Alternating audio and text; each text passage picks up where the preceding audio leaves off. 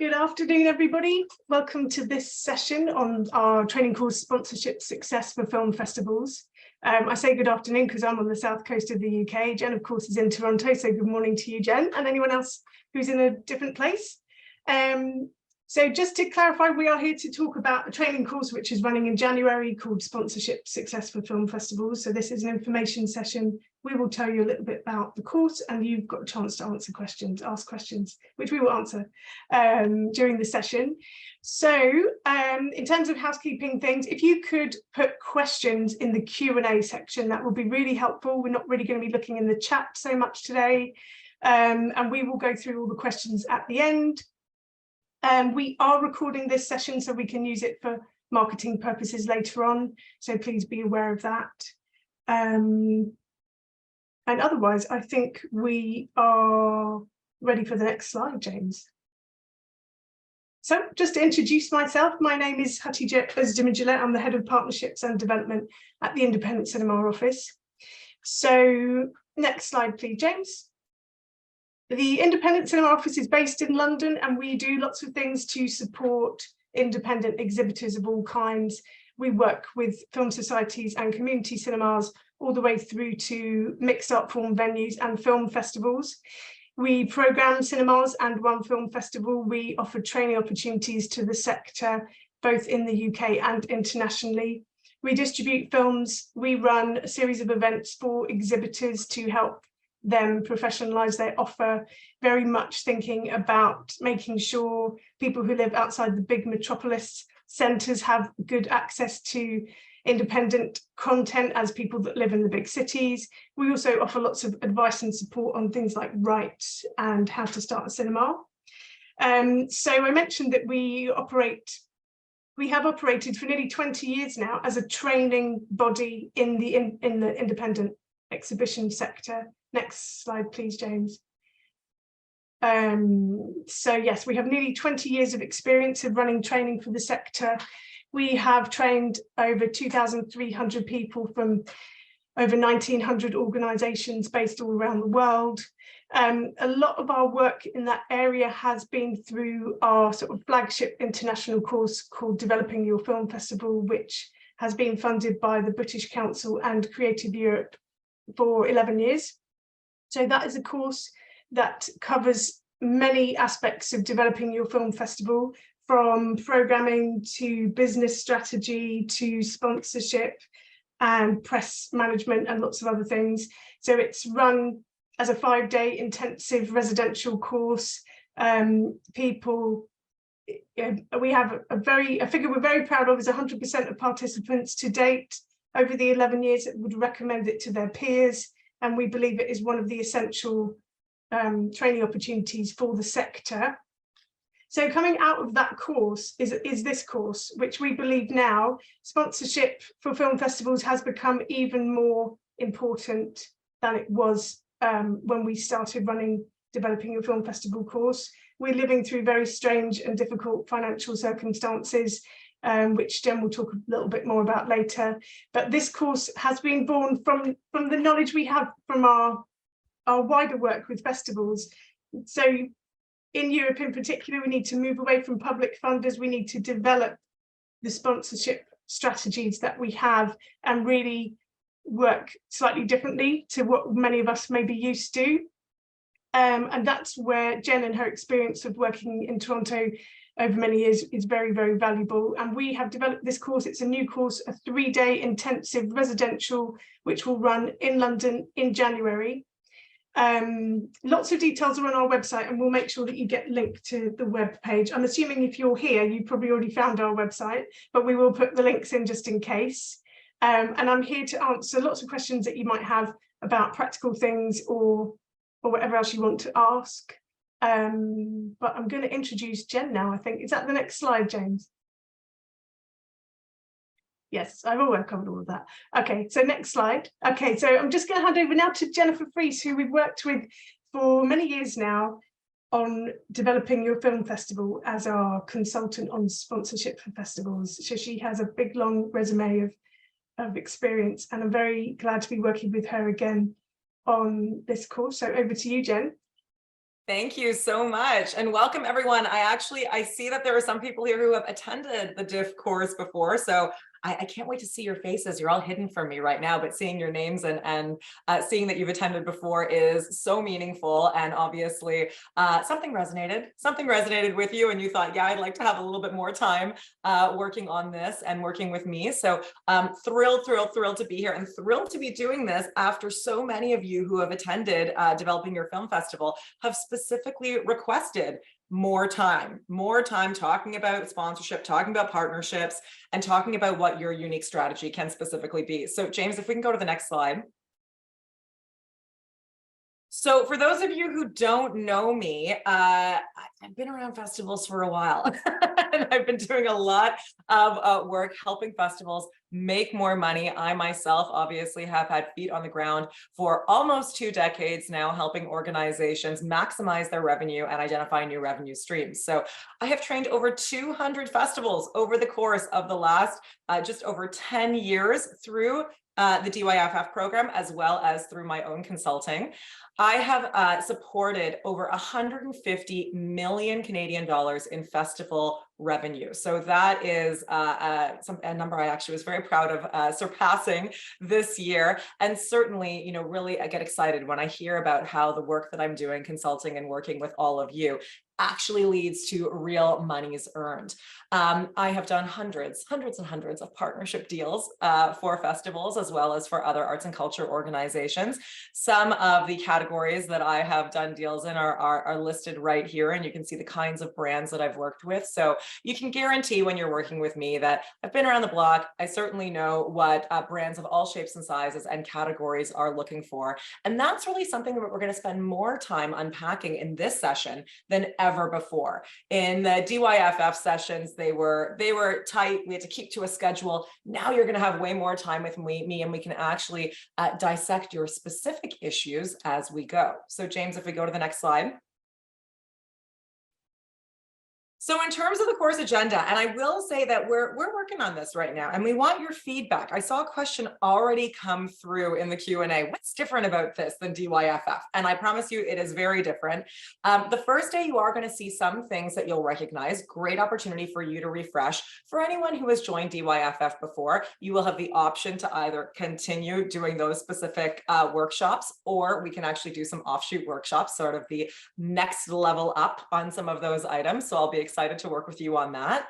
Day one is really going to be a step-by-step walkthrough what a top tier corporate sales strategy would look like. So again, if you're competing, and the reality is you are competing with the big guys, you're competing with the TIFFs and the Cannes and the Sundances of the world. These brands know what the best looks like. And so what we're going to do is really chat with you about what are those best practices. How are those big organizations approaching a sponsorship strategy, approaching the corporate entities in their region to make sure, again, that you can show up and you can look like you really, you know, you're at that level. You are best in class. You will create a world-class experience for them, no matter how big your organization is. So we are going to do some new things for those of you who haven't done the DIF session before. We are going to do a full exercise on understanding your unique value proposition. So that's something that a lot of organizations think they've done well, but probably haven't done as in depth as they possibly could. So we're going to go through developing a value proposition canvas.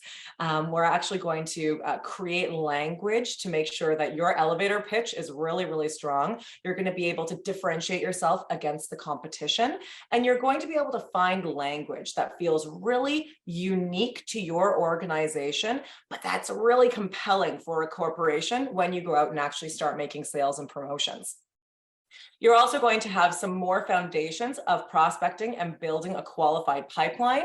To take this to the next level above and beyond what you may have seen at DIF, we actually are going to spend more time around prospect clearance, prospect qualification, and outreach. So how do you actually get that outreach going in a really meaningful and compelling way?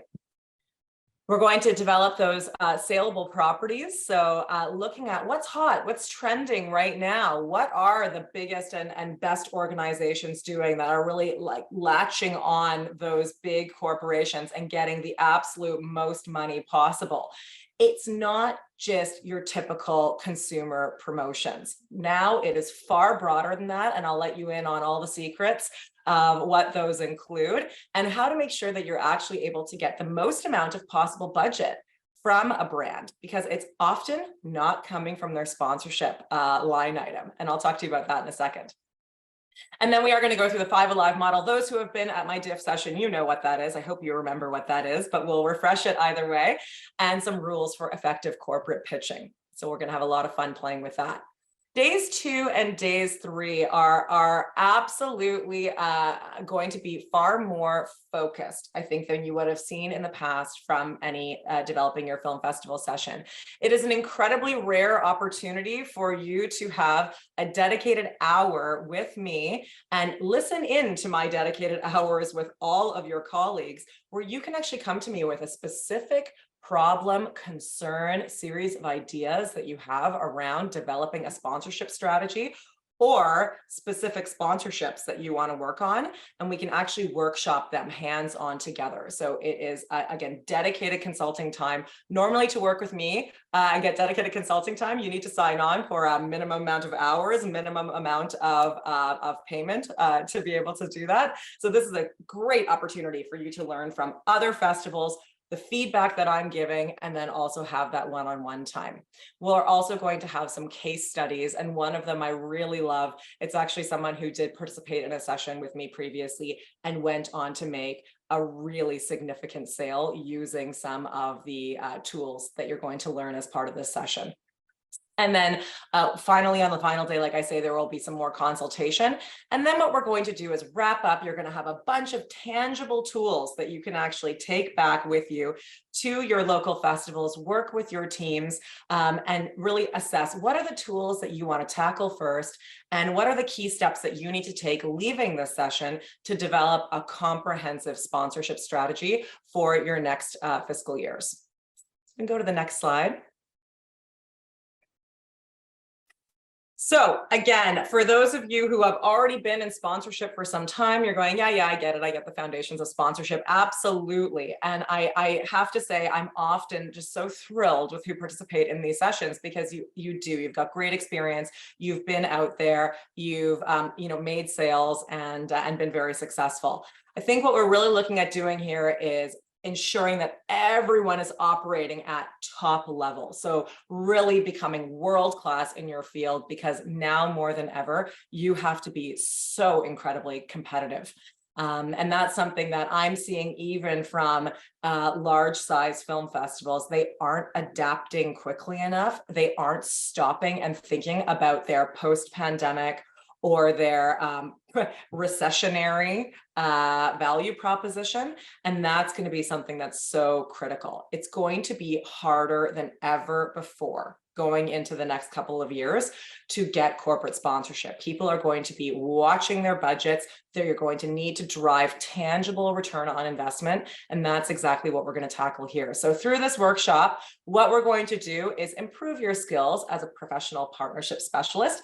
And for those of you who aren't professional partnership specialists yet, we're going to get you there. We're going to really escalate your understanding of what it takes, and really make sure that you're feeling confident going into the new year. We're going to acknowledge that we all have valuable networks of people and companies who can give us money, and actually start identifying those people. So again, when you leave, you know exactly what you have to do, and you're going to start taking some really tangible steps. You're going to learn what brands are looking for in a competitive brand partnership investment. And I will say, I should probably edit that next time. It's not just about brand partnership. It's also about other opportunities for organizations to leverage your assets for their various needs and objectives. And that can include employee engagement. It can include corporate social responsibility. It can go so far beyond traditional marketing sponsorship. And of course, finally, we really want you to gain confidence. And I think that's always the kicker, is that people go, I'm not a salesperson. Sales is a bad word. And so we want you to feel really great, feel really confident about your value proposition, your offering for a partnership. It's not that you're asking them for money, you're giving them something. So really making you feel great about that, and really be at the forefront of your financially sustainable future. We can go to the next slide. So this is a this before, and if you've been in my diff session, you've heard me say it, it matters now more than ever before. Budgets are being cut. People are stopping discretionary spending right now. Corporations are locking down their budgets, moving into what is sure to be a significant recessionary year. So now more than ever, you want to be using the right language and you want to be driving the right kind of return on investment. And believe it or not, language matters so much, especially when it comes to partnerships. So we called this session Sponsorship for Film Festivals, and that's just to hook everybody, because the reality is that's what most people think of when they think about getting corporate money. But in reality, we're going to teach you about partnerships. What's the difference? So with sponsorship, that's traditionally defined as an act of supporting an event, an activity, or a person financially through the provision of products or services. That's the official dictionary definition of it. But the reality is it's usually a smaller pool of money within a marketing budget. So it's a line item inside a marketing budget. And it's often one of the first budget items to be cut in challenging economic times. It's considered unnecessary spending, or it's considered nice to have spending. So you want to move away from that. You want to be need to have spending, right? And so that's where you start looking at partnership. Partnership is about coming together with a brand and developing a mutually beneficial relationship that drives core objectives and return on investment for both parties. Feels a little bit less like you're asking for money.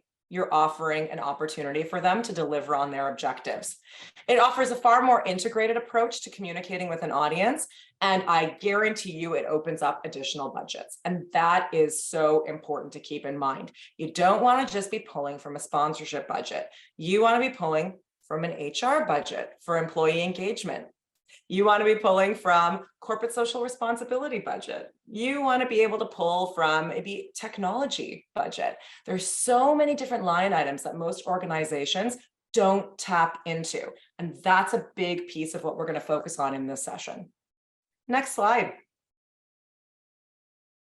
So again, if you're leaning into partnerships, what does it mean? And again, we're going to dissect this in detail in the session in January and really figure out how much your organization's already doing this and building a road to creating this kind of ethos within your own organization. So again, the difference is you're an almost equal partner at the table. I say almost because you're still taking money for them. But the reality is you absolutely are an equal partner at the table.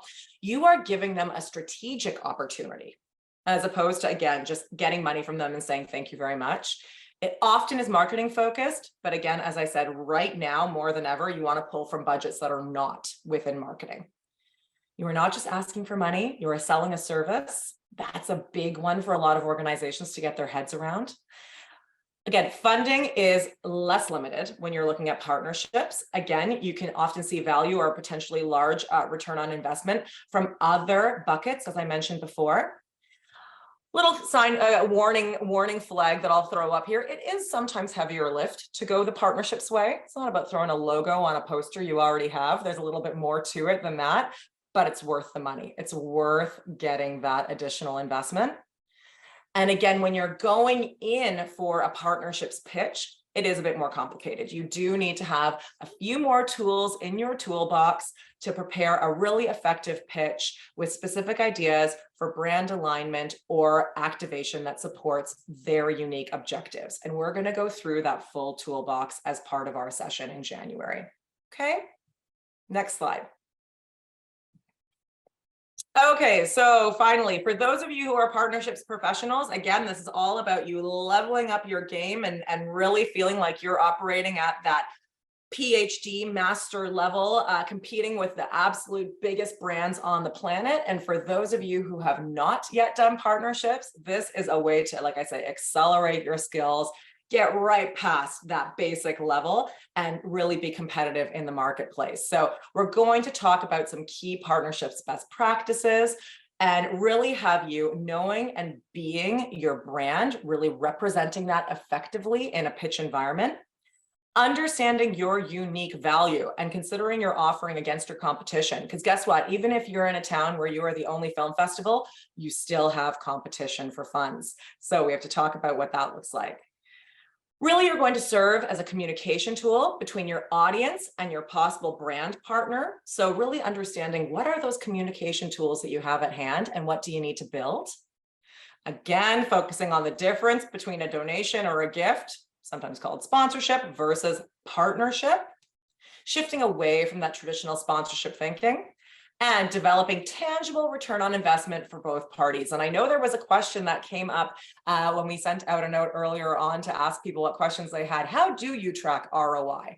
That is something we will absolutely be addressing in detail at the session in January, but I'll give you some hot tips today when we get into the Q&A section. And then, of course, creating some sponsor engagement with your audience that feels meaningful, it feels natural, it doesn't feel like you're selling out, makes everybody feel great, makes everyone feel happy. And that really should help you feel confident, professional, and efficient in your approach for partnerships. Okay, I think that's it for our slides, James. Let me know. Is there anything else? There we go. Let's get into the Q&A. Brilliant. Thanks very much, Jen. So we have now got time for questions. I can start by answering one that came in when you signed up for this seminar. We asked people if they had questions that we could know about in advance. And one of them was, would it be okay for a film programmer to attend this course? And the answer is absolutely. If your job is to build partnerships for your festival and raise sponsorship, then we're happy to welcome you to the course. So you don't need to have any particular job title, and we know that in the real world, people with all sorts of job titles might be tasked with this. So we're very happy to welcome you to the course if this is something that you're dealing with in your work. Now, another question in the Q&A so far is, they're quite detailed questions actually, Jen, and probably going towards you rather than ones for me to answer. Sure, you know what? I'm going to put my glasses. You might be able to read. I can read it out. No, okay. They are very specific questions from Sean in the Q&A function. So he'd like to know, or they would like to know, your view or solutions for festivals and venues that have issues with doing the legwork and connecting with the local community. So that's question number one. And then secondly, how would you generate revenue to cover year-round overhead costs? And then any tips for cross-branding outside your local region and market? So big, juicy topics there that will be covered on the course, but have you got any top-level tips? Well, those are really big, juicy. And I actually, quite frankly, I have more questions back about what exactly Sean means by a few of these. But what I will address, because I do think that if we get a little bit more detail from Sean in the course, we can tackle these. How would you generate revenue to cover year-round overhead costs is one of my favorite questions, because I think people who are not in the festival world, they tend to think that, you like put up your posters 2 weeks before you have your festival and then everything shuts down and everyone moves on with their lives, when in fact it is 12 months of nonstop backbreaking work to make a festival happen, right? So it's an interesting one where, I will say at TIFF in particular, we had a lot of conversations around this because we also had a year-round facility. So we had a huge cinema. We have a huge cinema at the corner of King and John Streets in downtown Toronto, which is the heart of the entertainment district. And a big part of the conversation was, how do we fund year-round? Because really the festival was subsidizing year-round. And I will say that continues to happen to a degree. We had to raise that much more money in the festival because that was the shiny penny to help offset year-round costs. Now, where things got really fun is when the year-round programming started happening, because then what we do is lure people with the shiny penny and get them to sign on and pay for festival access, but it also included offshoot access to year-round initiatives. It started developing a portfolio of partnerships that were happening year-round. And then really the community started to see that the year-round stuff was legit also. And it was generating interest, it was generating revenue, it was worth it. And so that was one way that we did that. I'd love to talk to you about that more in a one-on-one session through January, though. And I do think that will be an interesting conversation to add on to your question about the local community as well. I'm not sure if you mean about attracting audiences or if you mean about attracting revenue from the local community. So outside of just audience participation. But I will say, when you start bringing your your festival partners along for the ride year round and you hook them in with components of year round, they also tend to help attract engagement year round, because again, it legitimizes your offering. Partnership agreements. Oh man. I can talk for years about partnership agreements. And I do find that most organizations, they skip steps before they get to contract, and then they end up feeling screwed in the end. So it's really important that you take certain steps. Happy to talk about that as well in our January session. But just again, a few hot tips. Before you even go out and start talking about a contract, you need to agree to the terms of that agreement or of that contract. And so we're going to talk in January about something that I love to do, which is called an objectives scorecard. Think of it like a report card for your sponsor or your prospect's objectives. And then that way you're building assets, or you're building your partnership terms around what they have stated as their firm and fixed objectives. You then create a term sheet. You go through all the terms that you're going to do. Everyone signs off. Everyone's comfortable. That's where you're negotiating. And then you move to contract. You do not want to be negotiating when you are signing a long form contract, because people will try to pull the rug out from under you. So again, you want to agree to something before that. And I can talk you through some of those tips. And that sponsorship scorecard is also very handy when we're talking about return on investment, because people's objectives, or a sponsor can say, oh yeah, we're interested in doing this. You can do your contractual benefits, deliver on every single one of them. And then at the end, they say that they're still unhappy. So the sponsorship scorecard really helps you to make them feel like you're writing down not just the specific contractual benefits, but also you're focusing on delivering on their key metrics. What are their KPMs to succeed, right? Key performance metrics. So that way you've got two documents to show that you're delivering on. And that one it's really actually quite simple to do. And I'll walk you through that in January. Okay. Oh gosh, we've got lots here. I'll take a couple actually, Jen. Want to go? Thank you. So Jerry's asking about if there are any specific requirements for festivals in terms of size, etc., and who will be accepting on this course. We have said when we've discussed this and who we're kind of targeting, we will prioritize applicants with 5,000 admissions or more. That's in-person admissions. However, we are always open to conversations with other festivals that may be slightly smaller, but if you've got the right things going on and you're having the right conversations and you are asking the right questions, then we are not going to say no to people that are in the right place. So that isn't a black and white answer, because we're not robots, we're humans that read the applications, and we make a judgment based on the information you put in there. If we have questions for you, we will get in touch and ask you for a bit more information. We do that all the time. So don't be put off by the numbers. I suppose, having heard a bit more detail from Jen about what we're actually going to be covering, think about that when you're writing in your submission to take part in the course, and just think about how those questions relate to what you're doing and how this course will help you. So that's the best answer I have, but actually very happy to have further conversations with anyone who's really not sure if they're the best fit for this. We can talk in a bit more detail about your specific situation before you fill in the form. So very happy to arrange that with anyone that wants to. Another question I can handle is from Elle, who's asking about funding to help festivals take part. We are very aware of the economic climate. Obviously, it's difficult times all around at the moment. This course is unusually for the ICO not subsidised by any public fundings. Hence, these are commercial rates that reflect the true costs of hotel and venue hire in London.